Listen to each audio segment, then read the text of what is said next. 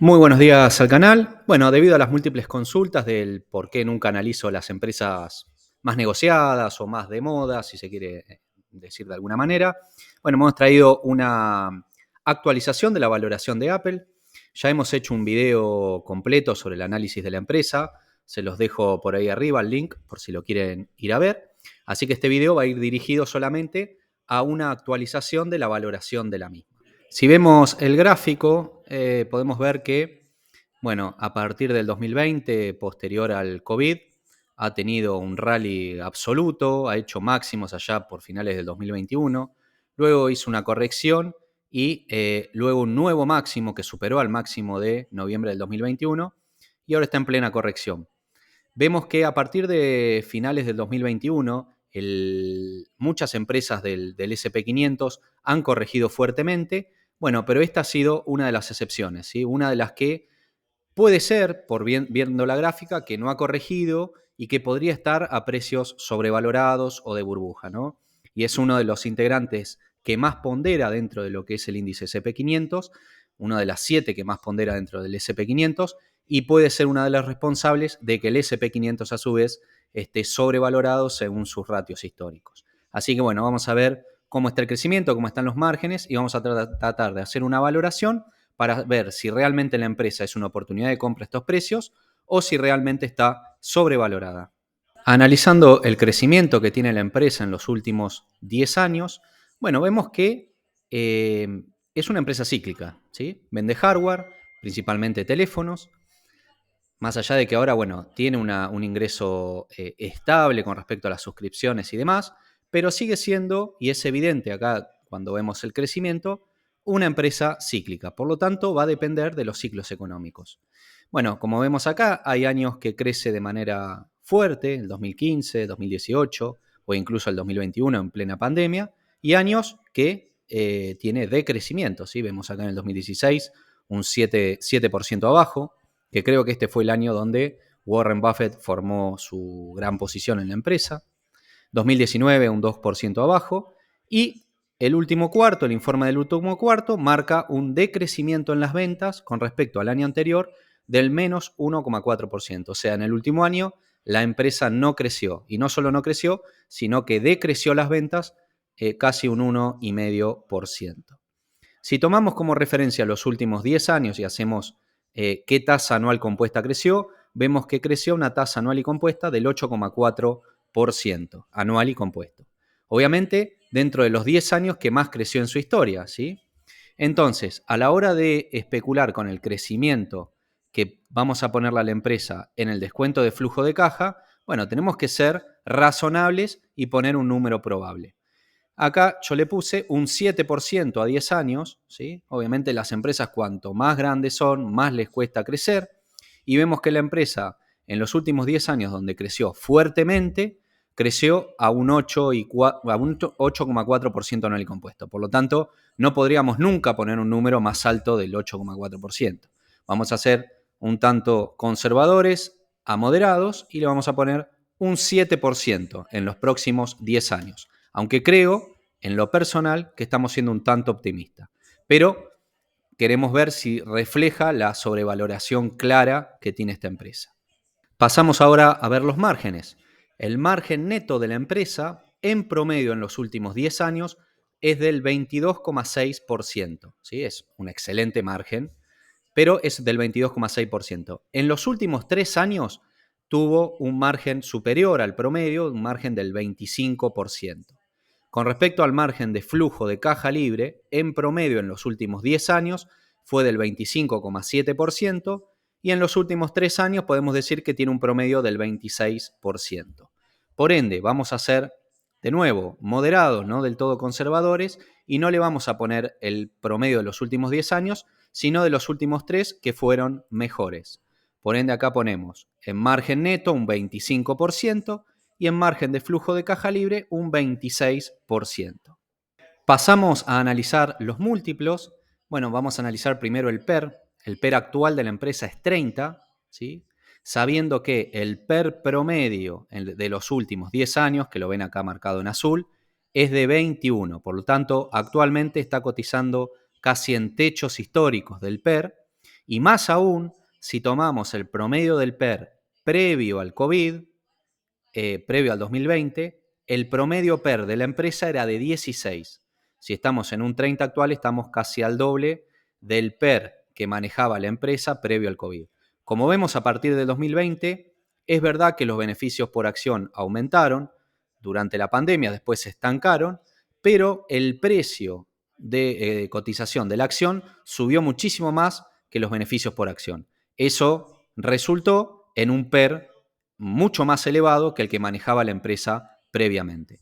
Esto puede ser sinónimo de una burbuja, ¿no? Después vamos a seguir viendo el resto de los parámetros. Bueno, entonces, sabiendo esto, como PER conservador le vamos a poner 16, que es lo que manejaba la empresa previo al COVID, previo a esta burbuja en la cual puede estar inmersa la empresa. Después vamos a probar con PER superiores, incluso con un PER de 21, que es el promedio en los últimos 10 años, pero vamos a seguir analizando parámetros y siendo conservadores. Para reforzarle la idea de esta supuesta sobrevaloración de la empresa, vamos a ver también el precio sobre ventas, que como ven también hasta el 2020 rondaba entre 2 y 4 y actualmente tenemos un precio ventas del 7,36. Fíjense que hay una marcada sobrevaloración a partir del 2020, ¿sí? Posterior a o cuando comenzó la pandemia. Y precio libro lo mismo, pasa lo mismo. A partir del 2020 tenemos un precio libro que aumenta. Actualmente un precio libro de 46. Múltiplos excesivamente exigentes. Pasamos a analizar, hacer una valoración por rango de dividendos. De nuevo, hasta el 2020 vemos que la empresa manejaba rangos de yield, de rendimiento por dividendo, entre 1,5% y 2,5%, y a partir del 2020, por la sobrevaloración de la cotización de la acción, cae a un nuevo rango muchísimo más bajo de alrededor del 0,5, ¿sí? Y no se mueve de ahí. Muy lejos de los promedios de rendimiento por dividendo que tenía previamente. Y aún así, la empresa ha seguido aumentando lo que paga en concepto de dividendo, pero obviamente ha aumentado muchísimo más la cotización de la acción. Esto genera que la estrategia por rango de dividendos nos muestre la empresa excesivamente sobrevalorada. Completando entonces la planilla de valoración, podemos completar con la recompra de acciones, que la empresa, bueno, en los últimos 10 años tiene una política de recompra de alrededor del 5%, por lo cual vamos a poner la misma pauta que en los próximos 10 años recompra una tasa del 5% anual. Y con respecto al crecimiento por dividendo, tiene muy buen crecimiento del dividendo, del 8,5% en los últimos 10 años. Por lo tanto, vamos a especular que seguirá aumentando los dividendos a esta misma tasa. Aún así, aumentando a esta tasa, ya vimos previamente cómo se encuentra por rango de dividendos en rangos inferiores, en rangos de sobrevaloración, debido a que ha aumentado muchísimo más la cotización de la acción que lo que paga en concepto de dividendo. Bueno, entonces ya tenemos los fundamentos completos. Bueno, vamos a agregar las acciones circulantes, las ventas, la caja equivalente y la deuda total. La empresa tiene caja neta positiva, ¿sí? Nadie duda de la calidad de la empresa, pero lo que tenemos que determinar cuánto es su valor justo, cuánto sería justo pagar por esta acción. Bueno, entonces, bajo estos conceptos de los márgenes que ya evaluamos de dónde los sacamos y de la tasa de crecimiento del 7%, a una tasa de crecimiento terminal del 2 y una tasa de descuento del 9,95 calculado por la UAC, que ya la calculamos anteriormente, podemos decir que el precio justo o el valor intrínseco por cada acción de Apple debería valer unos $125. Al precio actual, que es de $175, se presenta con una sobrevaloración, o sea, cotizando por arriba de su valor intrínseco, un 42%. Esto nos marcaría la pauta de que la empresa está, o la acción está, sobrevalorada. Pasando a la proyección de beneficios, tomando en cuenta una recompra del 5% anual, un PER a 10 años de 16, que vimos que era el PER promedio que tenía previo a la pandemia, un dividendo actual del 0,96, que es lo que paga, y un crecimiento anual del dividendo a 10 años del 8,5%, bueno, a 5 años la empresa debería estar cotizando $181 y a 10 años unos $328. Esto nos entregaría un retorno, incluyendo los dividendos y el crecimiento de los dividendos, de apenas 1,5% anual y compuesto a 5 años. ¿Sí? Si consideramos los impuestos que nos sacan de los dividendos del CDR, o sea, si somos inversores del CDR, tendríamos un retorno anual y compuesto de tan solo el 1,2%. Bueno, y a 10 años alrededor de un 7% anual y compuesto, lo cual son retornos muy bajos. Esto remarca la idea de la sobrevaloración de la empresa. Déjame invitarte, si sos cliente de Invertir Online, podés vincularte como nosotros como cliente, sin cargos, sin modificación de comisiones. Seguís operando como lo hacías habitualmente, pero pudiendo acceder a nuestro servicio de asesoría. Si te interesa, podés escribirnos al mail que figura en pantalla, asesoresrgg@gmail.com. Entonces, jugando un poco con los números, ¿qué tasa de crecimiento nos justificaría este precio de $175? Bueno, que la empresa crezca a un 12% anual y compuesto. Si es así, la empresa estaría cotizando en su precio justo. Bien, ahora en referencia a esto, ¿es probable que la empresa crezca un 12% anual y compuesto? Bueno, la empresa ni siquiera en los últimos 10 años, que fue cuando más creció en su historia, no creció al 12%, sino que creció a un 8,4%. Incluso en el último año, como pudimos ver, no creció, sino que decreció el 1,5%, por lo cual plantear un crecimiento a futuro, el cual la empresa nunca tuvo, y además sabiendo que las empresas cuanto más grandes son, más les cuesta crecer, es algo poco probable. ¿Puede suceder? Sí. ¿Lo creo probable? No, lo creo absolutamente improbable. Volvemos a la pauta del 7% que habíamos comentado. ¿Y qué otra cosa podría hacer justificar la compra? Bueno, a ver, que tuviésemos a 10 años un PER de 30. ¿Sí? Si tuviésemos un PER de 30, o sea, si se mantendría excesivamente sobrevalorada como en la actualidad, bueno, podría justificar tener un retorno de alrededor de un 14% anual y compuesto. ¿Es esto probable? De nuevo, es raro ver una empresa que crece poco o crece a tasas moderadas, de un 5, un 7%, o incluso en el último año que no creció, que siga un PER de 30, 10 años creciendo a estas tasas, ¿no? Un PER de 30 debería ser una empresa de crecimiento, es una empresa que crece a tasas más elevadas. Por lo tanto, es poco probable que en 10 años la empresa esté a un PER de 30. De nuevo, ¿puede pasar? Sí, puede pasar. ¿Es probable? Es poco probable. Bueno, si ponemos un PER de 21, que es el promedio en los últimos 10 años, bueno, tendríamos de nuevo un retorno por debajo de un 12%, que es más o menos lo que buscamos a la hora de invertir. Tendríamos un rendimiento a 10 años alrededor de un 7% anual y compuesto. Bueno, y menos aún si ponemos el promedio, como les dije, previo a la pandemia, que era de 16, bueno, tendríamos un rendimiento muy pobre. Entonces, ¿a qué vamos con esto? Para que sea rentable esta inversión a 10 años o a 5 años, tendríamos que especular o creer que la empresa va a crecer casi al doble de las tasas habituales de crecimiento que tiene actualmente, o que se mantenga excesivamente sobrevalorada como está actualmente, lo cual, vuelvo a repetir, desde mi visión, es muy poco probable que eso suceda. Entonces, resumiendo las conclusiones, desde los múltiplos, la empresa vimos que está sobrevalorada según sus múltiplos históricos. Desde el rango de dividendo vimos que la empresa está sobrevalorada mirando los rangos de rendimiento por dividendo histórico. Si hacemos un descuento de flujo de caja, nos muestra que la empresa también está sobrevalorada. Y si hacemos una proyección de beneficios, lo mismo, vuelve a mostrarnos que la empresa está sobrevalorada. Por ende, nadie juzga la calidad de la empresa, es una de las mejores empresas que hay, sin dudas. Igualmente uno cuando hace una inversión lo que tiene que pensar es que más allá de que sea una excelente empresa, todo tiene un precio justo por el cual pagar.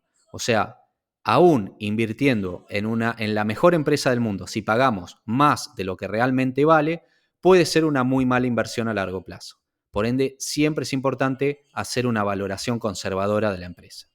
Conclusiones finales. Bueno, ¿estaremos en una burbuja en Apple? Bueno, todo apunta a que podría ser una posibilidad. Incluso hasta la gráfica es típica de un activo en burbuja, ¿no?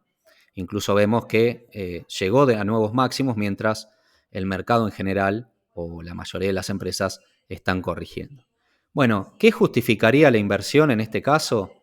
Bueno, que la empresa crezca a un 12% anual compuesto los próximos 10 años, lo cual tampoco nos daría margen de seguridad, estaríamos comprándola solo a precio justo, y además hay que tener en cuenta, si se da este crecimiento, si se diera, a 5 años, Apple estaría facturando casi lo mismo en la suma que facturan hoy. Apple más Samsung. O sea, debería comerse prácticamente a la competencia.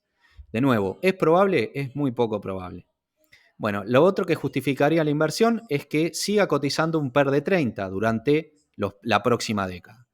Bueno, cuando es una empresa que en promedio los últimos 10 años cotizó un PER de 21 y previo al COVID cotizaba en promedio a un PER de 16. De nuevo, ¿es probable que continúe a un PER de 30 durante 10 años una empresa que se plantea que crezca entre un 5 y un 7% anual y compuesto?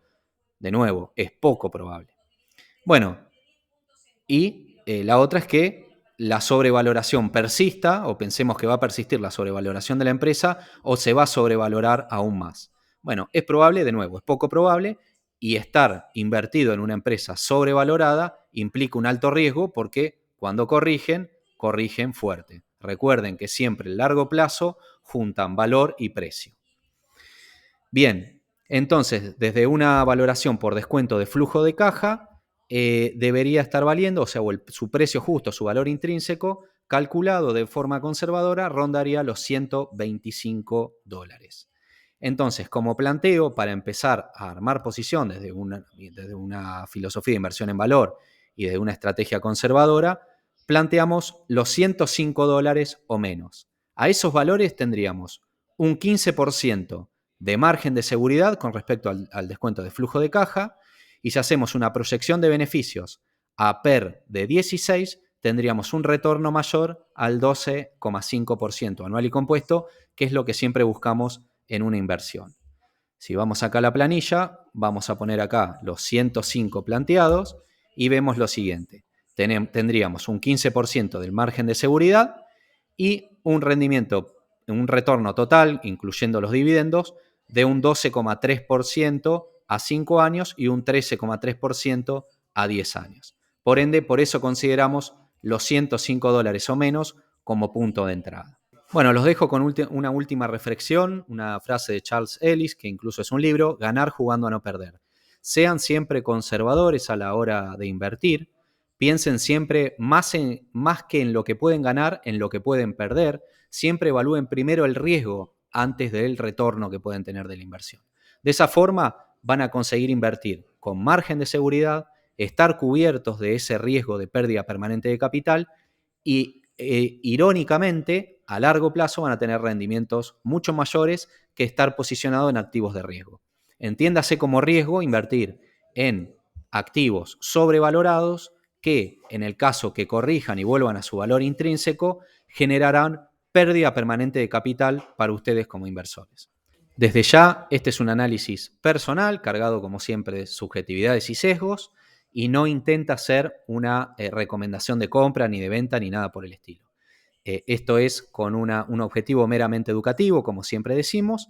Y bueno, por último, si les gustó, como siempre, dejen algún like, comenten, que es así como nos ayudan a nosotros a seguir creciendo y a seguir trayendo este material.